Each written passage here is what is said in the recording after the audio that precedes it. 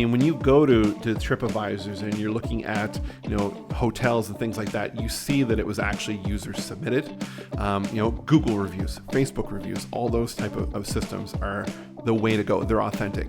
And there's nothing to say that you can't either take a screenshot of that later and put it as an image on your website, or even if you want to have it built into your design, you can copy and paste, but link to the original reviews, right? Give credit to that.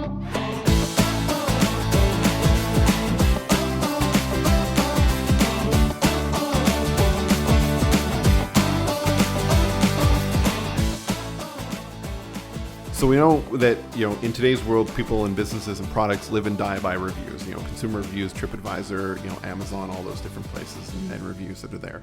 I strongly believe you need to be getting reviews, that customer proof, that social proof and all that kind of stuff.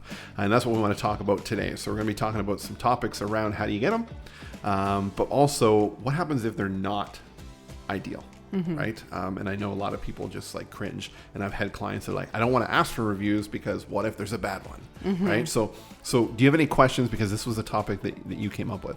Mm-hmm.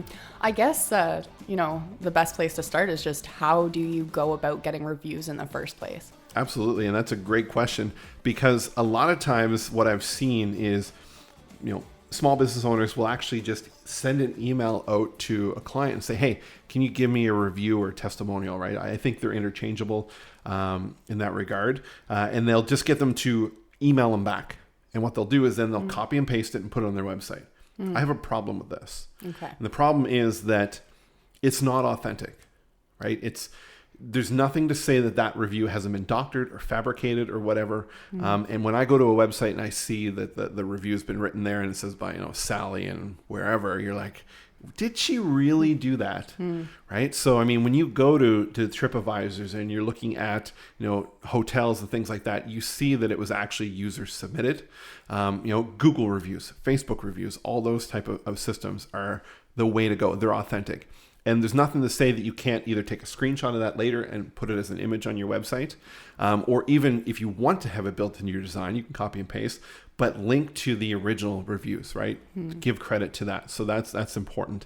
We're seeing the increase of video reviews. The technology is out there for that. Vocal Video is a company that makes it extremely easy for people to leave video reviews for businesses, whether on their phone or on their computer through their webcam. And that's huge that way. So have a process in place. So, just like you would with a marketing campaign or a way that you deliver your services, you should have a follow-up after to ask for that testimonial and review. And again, we keep plugging Keap because Keap actually has integration with Google My Business, which is where all the Google listings are. Right.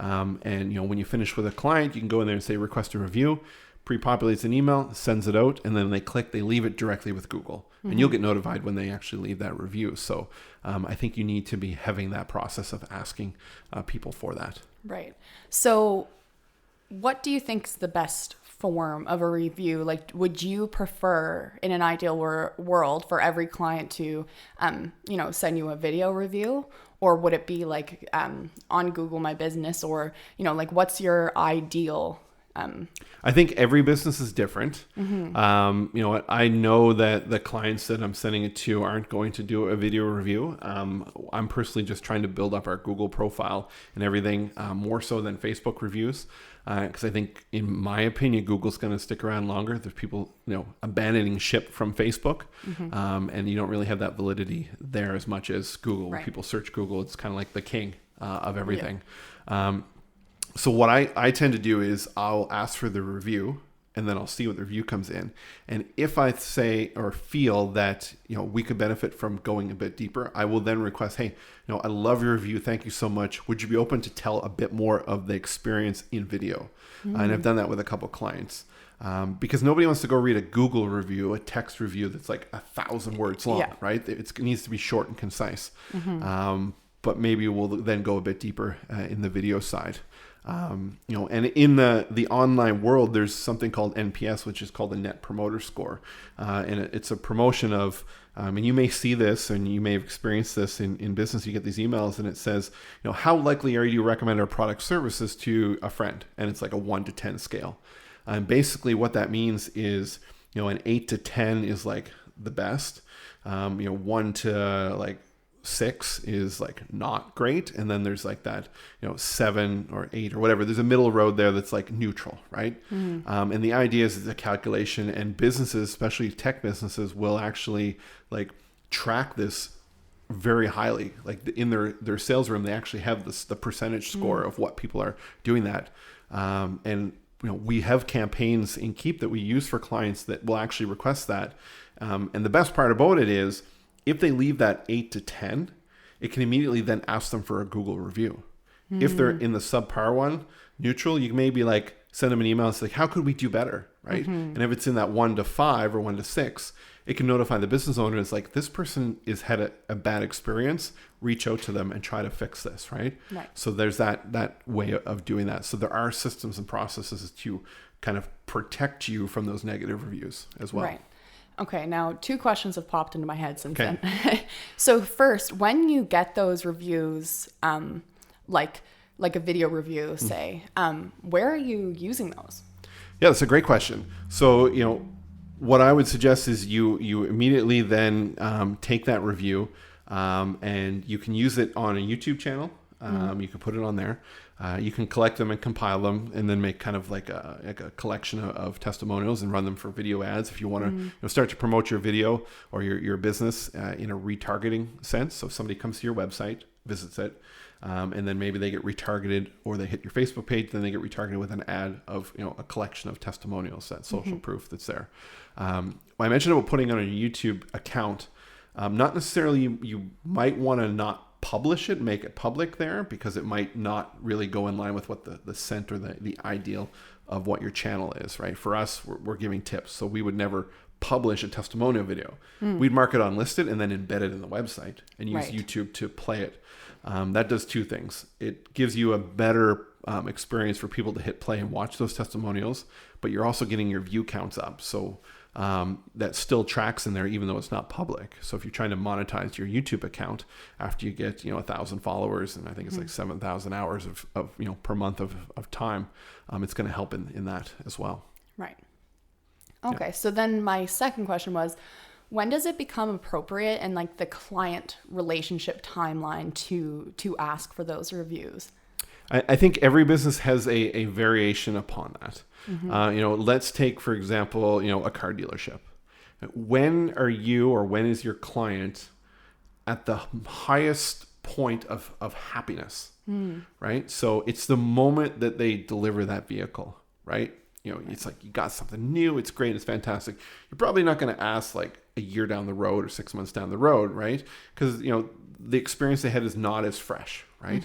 Let's say you're a construction company and you're building properties. It's not after they sign the contract. It's when you deliver the keys to the house and they move in and they've been there. Maybe they're there for a week or whatever. Let them move in. So you'll know the time frame of that. When I do it is when a client pays the final invoice, because in our business, the only time they're paying the final invoice is when we finally delivered the product at the end, right? So whether it's a video or a marketing campaign or anything like that, as well. If you're in a retainer type business, like we've got clients month to month, usually what I'll do is wait till we're several months into it, and just ask for that review, see if they're open for it. So you kind of got to play it by ear as to when the best time is to do that. But in most businesses, usually the time that you pick is the same time for everyone. Right. That's there. Yeah. Now, something that just popped in my head too is a story you told not too long ago about in one of the podcasts about how you had this phenomenal experience when you were buying a car, and then the follow up was not so great. Yeah.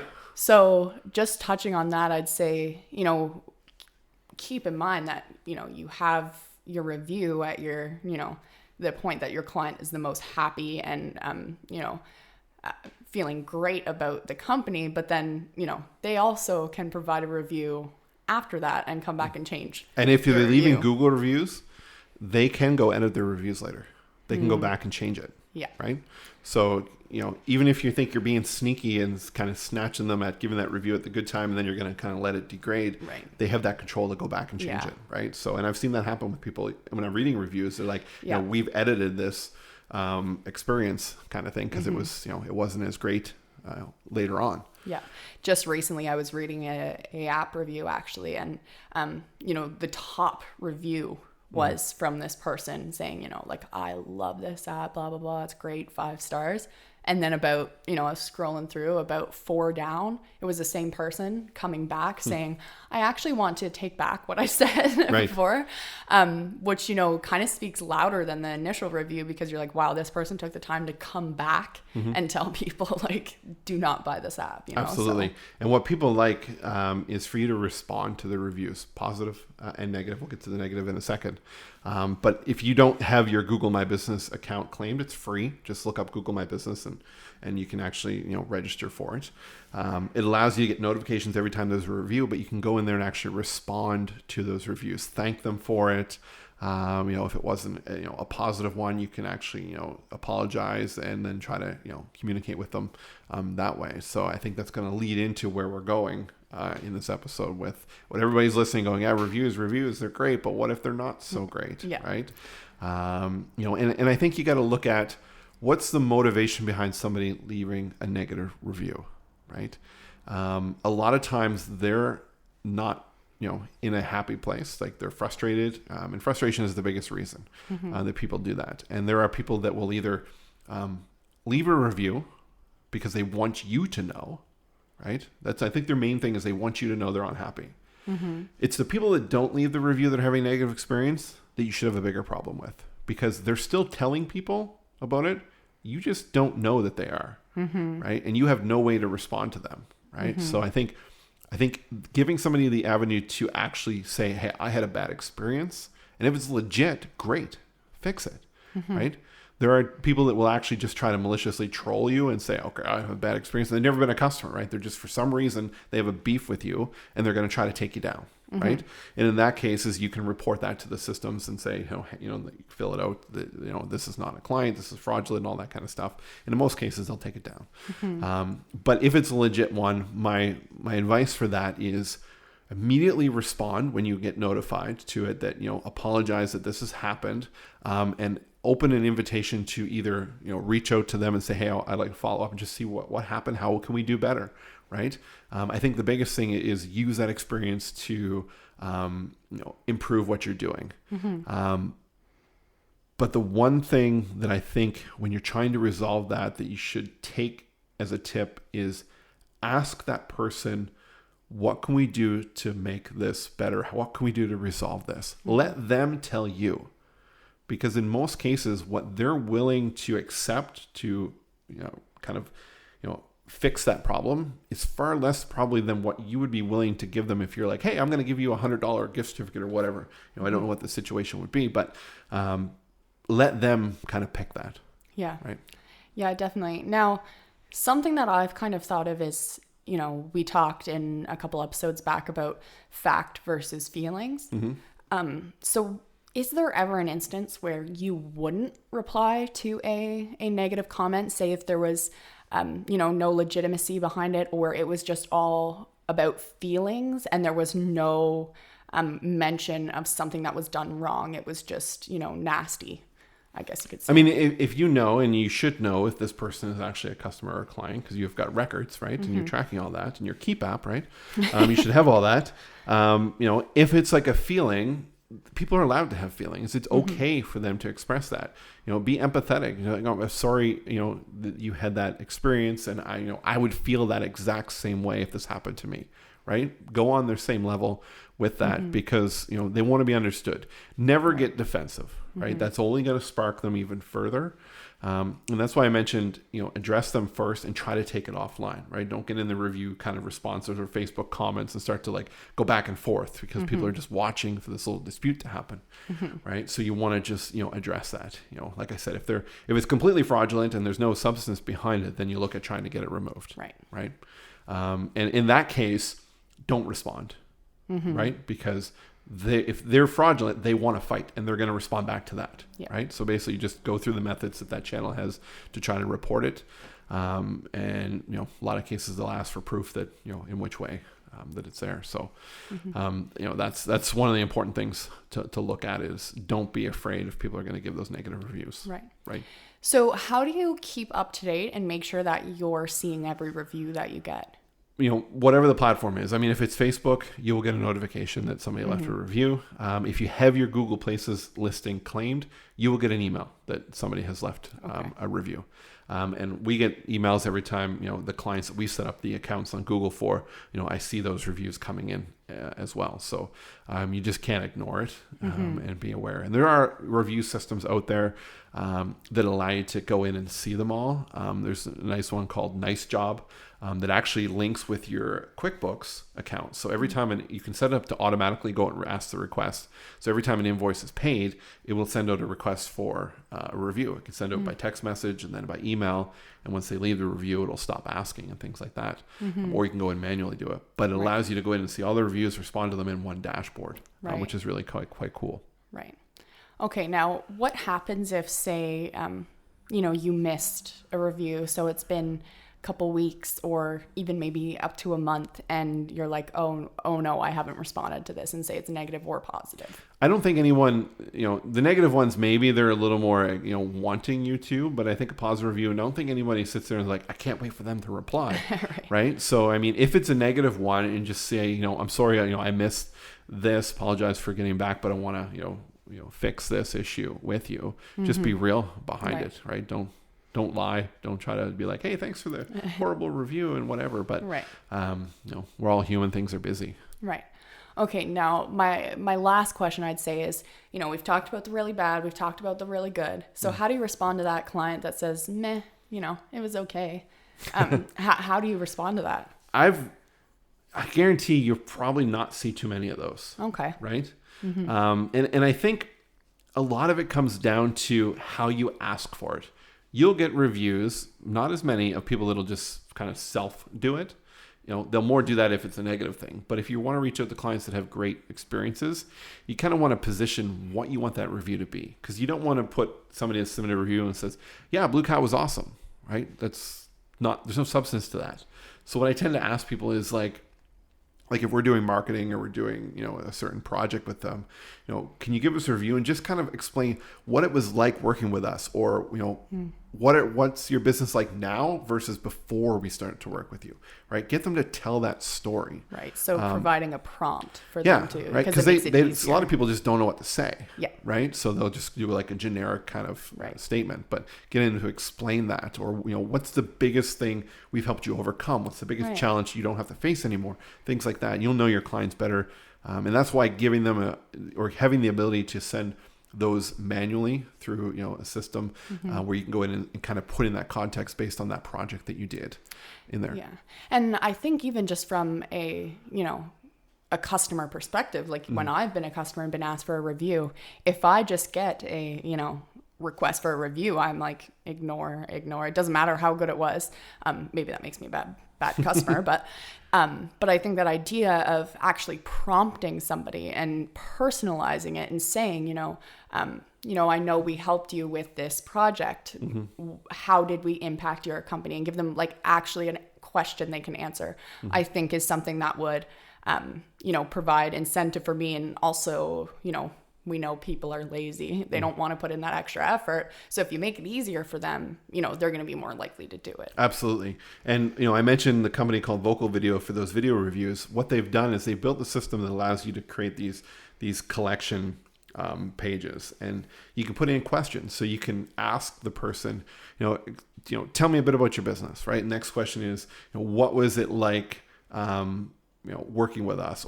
And the next question could be, explain to us quickly what it's like now in your business now that we've helped you, whatever it is. You can put these questions, and when they click on it, what it's going to do in the app is it's going to say the question, and then it's going to count down 3, 2, 1, and then you record the answer to that question. Right. Then you hit next question. And what is really cool is it then takes those video answers and it creates a social video clip automatically. Like, the question comes up, the video, it's all edited, there's music, there's titles, everything is there. It really kind of streamlines that whole process for you. So that's extremely important. And before we finish, I think another thing that you want to be aware of is not coming up with an incentive program for reviews, right? It's not like, leave us a review and get $50, because what you're doing now is you're buying reviews, right? The better experience is ask for the review, and you want people to give it to you out of the goodness of their heart, then it's okay to reward them later without them knowing. Just be like, send them something in the mail, right? Right. Send them a gift card or a thank you or whatever, and do it after the fact, because now you're upping that experience. They didn't expect it, and they'll love that part of it versus, get this. But a lot of e-commerce, it's like leave a review and get $5 off your next order. I mean, you can do that, but I don't like that part of it, right? No, it feels wrong, I think. Right. Yeah, and circling back to authenticity, not really in line with that. That's right. That's right. So, and Google, from a user standpoint, has gamified their review system, right? The more reviews you give, you work your way up in ranks. It tells you, hey, your reviews are helping people. It's been viewed 6,000 times or whatever. And it actually incentivizes me to actually leave reviews from places that I visited. And what's even cooler is it's tracking where you're at. And people are like, I hate being tracked. But, I go to a restaurant and I come home and I get a pop-up notification. It's like, were you at this restaurant? Yes. It's like, tell us about the experience. And then I can leave a review. It knows that I've been there based on my geographical location, right. Which I think is great from a marketing standpoint that way. So, but yeah, in your business, you must have something to get reviews. You're going to probably sell more than if you didn't have reviews. We had a client who, we did a proposal for. They initially came back and said, hey, can you send us some examples of work you did for other clients? And then a couple hours later, accepted the proposal without us sending that, because they said, we went and looked at the reviews you had from clients and they're just glowing. So, we knew we had to work with you, right? So the reviews closed that deal for us. Right.